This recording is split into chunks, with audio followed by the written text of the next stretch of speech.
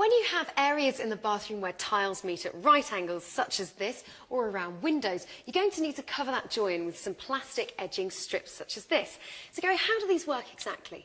Okay, Gemma, well this, as you've said, it's a curved piece of plastic that will just provide a nice smooth transition from the front tile to the tile on the other side here. Okay, lovely. So we're going to use it in this recess here. We are, yes. What's the first thing we need to do to prepare it? Okay, well we've cut these down like just to take into account the gap that we've got. Okay. These come in 8-foot lengths. Right. Okay, and 6 foot as well. And they also come in various different colours and also plastic and metal. So there's a good range to complement the type of tile that you may have. Sure. Is there one size of join like that? No, there's 3 different sizes. There's a 6mm, 9mm and a 12mm. Great. What are we using today? We're using 9mm because we actually have an 8mm thick tile. Ah, right. So it relates to the tile. Yeah, so with the adhesive and this will fit nicely onto this particular tile for us. Lovely. Okay. Okay, Gemma, we just need to offer this up here. Okay. Okay.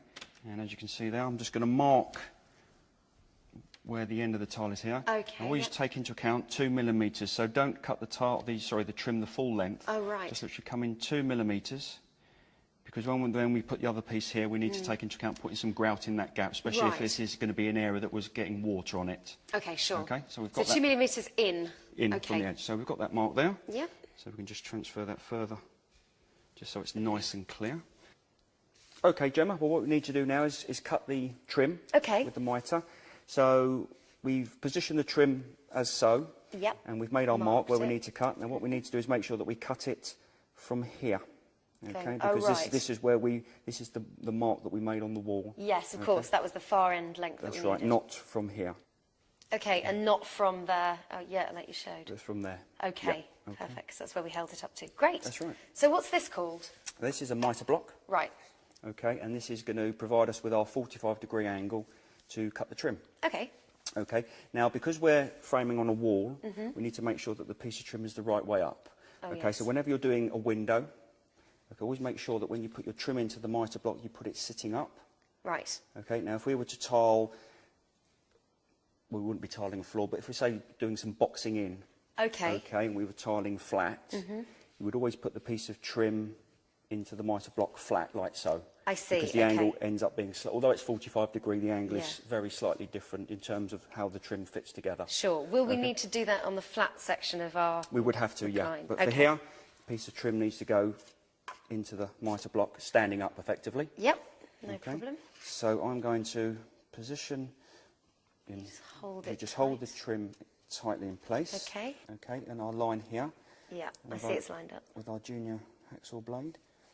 As you position the blade across the two 45-degree slots. Ah, and they hold that exact 45 degrees They hold the blade in place. I see. And then all you need to do is just adjust the trim slightly, just to make sure that you've got it just on the top of your line, like so. Okay, then first of all, always pull backwards. Why is that then? Because the teeth on the blade, are actually when you cut, the cutting actually takes place when you push forward. Oh, right. So if you pull the blade backwards first, there's less resistance, and it will start to make a little mark and a very little cut. It will just make the cutting that much easier when you're starting off. I never knew that. There we go. New piece of information. So, pull it back first. That's going to score it, isn't it, really? Yeah. I mean, you may need to do that a couple of times. Right. So we do that, and then come back, and then do it again. And then gradually, you'll be able to start. There we go. Now, it's a slow... Just do it slowly, because obviously you're just holding the trim with your fingers. Yeah. So you don't want it sort of rocking around and everything. And you want to get a nice clean cut. Need a nice tight grip on it, I'd imagine. So gradually there. Can you get mitre blocks where it will hold it in place for you? Yeah, you can do. In actual fact, on this one here, if you had like a workman type table or whatever, or an old table, you could actually screw this into that table. Oh, really? Okay. And that will hold then you haven't got to worry about not only holding the block, and holding the trim. That would be make it a lot easier. That'd be a good idea. And the last little bit is just to twist this last little bit off, because sometimes it just breaks away. All we can do is just or you can just put it back in the mitre block and just cut that last little bit off. Get it off. Okay, brilliant. So now we've done that, I guess we need to do the opposing piece. That's also going to fit, and you do it the same way, but the opposite angle. That's right. Yeah. Great. So my turn to have a cut now. I've marked up the opposite bit, so I'm going to cut it the opposite angle, like I said. That's right. Yep. In here, like so. Thank you. Blade. Okay, so back a couple of times, you said, didn't you? Yep, that's it. So back. That's it, back a couple of times. Back. Hold that for you, just a second. There you go. I'll start getting through it. Oh. Yep, Right, I can feel it going through. Yep. It's a little bit stiff.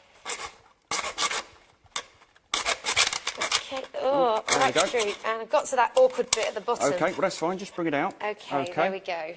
Now, if people are wondering, I mean, like we've mentioned, you can just...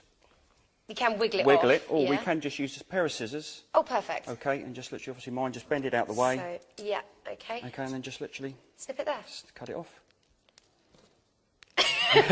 Or don't. Yeah. Yay! There we go. Perfect. So let's have a look at our two pieces together. Okay, this is a piece we cut earlier. Double check that the angle works. So let's put that there. Okay. Brilliant. Oh, got the shakes. Look at that. And there they are. Absolutely perfect. And with the 2mm gap, once it's on the wall and the grout in there, look perfect. Will do. Great.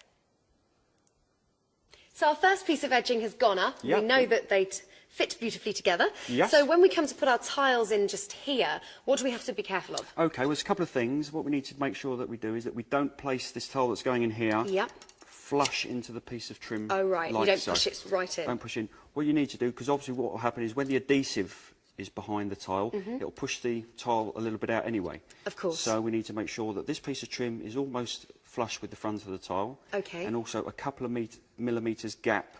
So if we don't leave that 2mm gap, what could happen? Okay, what we need, the reason for that is so that if we push it tight in there, water can get behind. So if this was in a shower area or in over top of the bath, water could still seep through. So the grout will provide that waterproof seal. Of course, that's why you need your grout gap there. So how would we fix this onto here? Use the same adhesive that we've used for the rest of the room.